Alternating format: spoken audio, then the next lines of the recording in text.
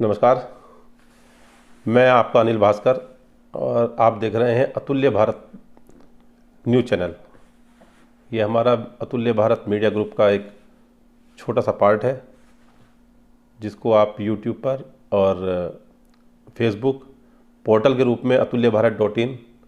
और न्यूज़पेपर अतुल्य भारत के रूप में आप इसको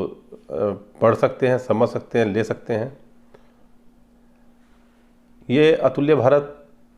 जब बात आती है तो एक ऐसे भारत की कल्पना हमारे दिमाग में निकलती है, गूंजती है, जो अपने आप में विश्व में एक सर्वश्रेष्ठ भारत हो और एक हमारा बहुत ही सर्वश्रेष्ठ इतिहास, संस्कृति हमारी रही और है और उम्मीद है भविष्य में भी रहेगी। हम भले ही उसको कितना भी कहीं ना कहीं उसके साथ नाइंसाफ़ी करते जा रहे हों, लेकिन फिर भी वो संस्कृति हमारी जो है वो निश्चित रूप से वो बनी रहेगी। जो बात मैं आज कहना चाहता हूँ तो उस बात को कहने का तात्पर्य इसलिए मेरे दिमाग में आया कि ये विषय सामयिक विषय है, आज का महत्वपूर्ण विषय है और उसके दो कारण हैं। पहला तो कारण है जो रूस और यूक्रेन का जो युद्ध चल रहा है उसमें हमारी जो प्रक्षेपास्त्रों की स्थिति है, जो हमारी मिसाइलों की स्थिति है, उसके बारे में अचानक मेरे दिमाग में कल आया कि हम कहाँ किस स्थान पर खड़े हैं और हमारी भविष्य में क्या स्थिति होगी अगर कल को हमें भी उस युद्ध का पार्ट बनना पड़ा तो हम क्या करेंगे। तभी कल एक खबर आई जो मैंने पढ़ी कि अमेरिका में सीनेट की जब मीटिंग चल रही थी तो वहाँ के एक सीनियर सीनेटर ने कहा कि आज बड़ी दुख का विषय है कि जो बैलिस्टिक मिसाइल्स हैं, जो हवा की तेज गति से भी तेज मार करती हैं और मिसाइलों के अन्य जो उपकरण हैं और भी कई सारी चीज़ें हैं, उसमें भारत भी अमेरिका से आगे निकल गया है और ये अमेरिका के लिए चिंता का विषय है। तो मुझे लगा कि हमें इस बात पे चर्चा करनी चाहिए, समझना चाहिए कि अचानक ये हम लोग इतना तेज़ी से कैसे आगे निकले। तो इस बात को जब आप समझेंगे तो मैं समझता हूँ कि आपको लगेगा कि हाँ, हम लोग या हमारे नेता या हमारे वैज्ञानिक या हमारी सरकारें या हमारे जो अधिकारी शुरू से सजग रहे और संजीदा रहे कि भारत की कैसे सुरक्षा होगी,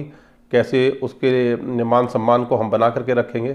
तो मुझे कल जब इसकी मैंने बहुत सारी जांच पड़ताल थोड़ी बहुत करने की कोशिश की तो उसका एक पहला छोटा सा एक मैं हिस्सा आज बताऊंगा। धीरे धीरे हो सकता है उसको फिर दूसरे वीडियो में आपके सामने रखूँगा और साथ साथ आपसे ये भी निवेदन करूँगा कि आपको यदि मेरी ये बात अच्छी लगी या इसमें कुछ बात आप जोड़ना चाहते हैं तो नीचे कमेंट्स बॉक्स में ज़रूर आप उसको लिखें कि इस बात को और ऐड कर सकते हैं, इस विषय पर भी हम कोई बात कर सकते हैं। इसके साथ साथ आपको सब्सक्राइब भी कर देंगे, लाइक भी कर देंगे, ये मेरा आपसे निवेदन है। जब मैंने कल जानकारी करने का प्रयास किया तो मुझे एक बहुत ही अच्छी और ऐसी खबर मिली जिसमें हमें लगा कि हाँ, वास्तव में हमारे जो वैज्ञानिक रहे उनके अंदर कितनी ललक रही होगी कि नहीं, भारत को 1947 के बाद अपने पैरों पर खड़े करना है और सुरक्षा के क्षेत्र में, अनुसंधान के क्षेत्र में, विकास के क्षेत्र में हम किस प्रकार से दुनिया के साथ चल सकते हैं और उनकी किस प्रकार से बौद्धिक क्षमता रही होगी 1947 से पहले भी कि जब उनको जैसी देश आज़ाद मिला तो उन्होंने उस पर तुरंत तत्काल काम करना शुरू कर दिया और आज हम जिस स्थिति में हैं तो वो हमारे लिए बड़ा गौरव का विषय है। और ये विषय को आप ये मान के चलें कि चाहे नेहरू जी रहें, चाहे आज के मोदी जी हों, उन सब की एक ही कल्पना है कि वो कहीं ना कहीं इस भारत को आगे लेकर के रखें, आगे लेकर के जाएं और अग्रणी स्थान में बना करके रखें दुनिया में अपने आप को। तो ये एक राजनीतिक नहीं, एक जानकारी के रूप में आप इस पोस्ट को लें और इस वीडियो को लें, इसलिए तभी इसका मज़ा आएगा। तो मैं जो बताना चाहता हूँ ये है कि हमारा जो पहला जो रॉकेट लॉन्च जब हुआ था तो वो 21 नवंबर 1963 को लॉन्च हुआ था और उस समय जब ये इन स्थितियों को किस प्रकार से किया गया होगा, कैसे बनाया गया होगा, कैसे वो सब चीज़ें रही होंगी, वो एक अलग विषय है। लेकिन हमारे पास संसाधन थे या नहीं थे, सबसे महत्वपूर्ण ये है जब इस रॉकेट को लॉन्च किया गया केरल के ये तिरुवनंतपुरम क्षेत्र से, वहाँ का एक छोटा सा जगह है थंबा जिसको बोलते हैं, वहाँ से इसको लॉन्च जब किया गया तो वैज्ञानिकों के पास एक कार्यालय तक नहीं था, ऑफिस तक नहीं था और उन्होंने उस ऑफिस के को इस्तेमाल करने के लिए वहाँ पर एक कैथोलिक चर्च था, वहाँ पर उस चर्च का इस्तेमाल किया। उस चर्च के जो मुख्य चर्च था उसको कार्यालय बनाया। जो बिशप थे वहाँ का, उनके उसको अपना प्रयोगशाला, और जो मवेशियों को रखने की जगह थी उसको प्रयोगशाला के रूप में इस्तेमाल किया। तो इस प्रकार से करके उन्होंने वहाँ पर उस रॉकेट लॉन्च करने की पूरी एक कार्य प्रणाली तैयार की अस्थायी रूप से, जबकि हमारे पास पैसा नहीं था, उनके पास व्यवस्थाएं नहीं थी। और उन्होंने लेकिन कहीं पर भी इस तरह से अपने आप का मनोबल तोड़ने का काम बिल्कुल भी नहीं किया कि हमें इस चीज़ में किसी प्रकार से पीछे रह जाए। जब पहली बार ये रॉकेट लॉन्च हुआ, तो ये रॉकेट लॉन्चर जहाँ पर थंबा, जो एक जगह मैंने बताया जहाँ ये लॉन्च पैड बनाया गया था, नारियल के पेड़ों के बीच में एक लॉन्च पैड बनाया गया था। तो जहाँ पर ये कार्यालय बनाया था उन्होंने अस्थायी रूप से, और जो प्रयोगशालाएँ थी, वहाँ से जब रॉकेट को लेकर के गए तो उस रॉकेट को साइकिल पर रख करके लेकर के गए। तो ये हमारे लिए बड़ा ही एक आज बड़ा भावुक और बहुत ही रोमांचक करने वाला एक विषय होगा, जब इसको अगर हम कल्पना में भी सोचें कि जब एक रॉकेट लॉन्चर को एक साइकिल पर लेकर के गए, तो कितना एक लगता है कि हम लोग कितने अपने भारत के प्रति किस प्रकार की भावनाएं, कि हम किस प्रकार की एक इच्छा रखते होंगे कि हमने किसी भी प्रकार से उसको ये नहीं किया कि नहीं ये तो ले जाने के लिए ट्रक चाहिए, या कोई व्यवस्था चाहिए, कोई छोटा मिनी ट्रक चाहिए, या मैं इसको इतने भारी रडार को कैसे लेकर के जाऊंगा, रॉकेट को कैसे लेकर के जाऊंगा। तो ये किसी प्रकार की कल्पना उस व्यक्ति के बीच अंदर नहीं आई होगी जो उसको साइकिल पर रख करके लेकर के गया। ये हमारा एक कितना बड़ा एक सुखद सा एक एहसास होता है कि हमारे जो पूर्वज थे, हमारे जो बड़े थे,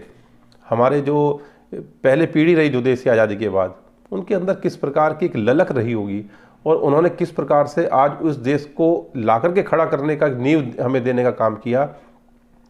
जिसमें आज अमेरिका भी अपने यहाँ चिंता कर रहा है कि भारत हमसे आगे निकल गया है, हम कर क्या रहे थे, हम विकसित देश थे, दुनिया में सबसे बड़े पूंजीवादी थे, सबसे बड़ी ताकत है, हम लोग, हमारे बिना तो दुनिया चलती नहीं है, हम हम डॉलर में काम करते हैं और वो रुपये में काम करने वाला व्यक्ति आज हमसे आगे निकल गया है। तो आज ये चीज़ सुन करके हमें सुखद एहसास होता है।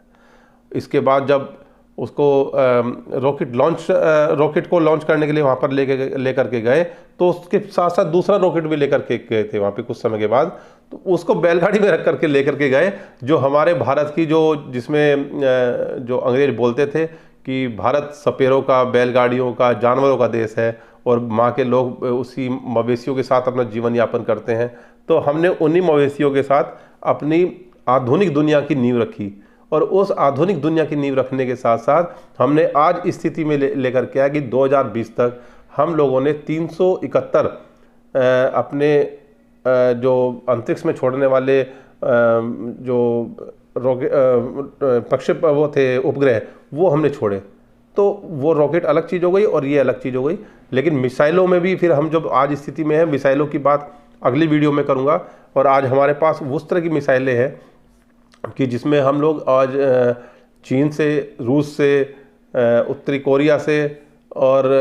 अमेरिका से, उनसे हम लोग दो दो हाथ करने की स्थिति में हैं। आज उनके सामने मजबूत स्थिति में हैं। आज हम लोग उनसे अधिक महत्वपूर्ण स्थिति में है कि भले ये हमें समझाया गया हो किसी भी प्रकार से कि हम लोग कहीं कमज़ोर हैं, लेकिन हम कमज़ोर नहीं है। हम लोगों के यहाँ एक बहुत अच्छी चीज़ ये है कि हम बहुत सी अपनी ताकत को छिपा कर रखते हैं, जिससे कि हम दूसरे के साथ बराबरी का एक भाव पैदा कर सकें। हम छोटे देशों के साथ उनको ये एहसास ना होने दें कि भारत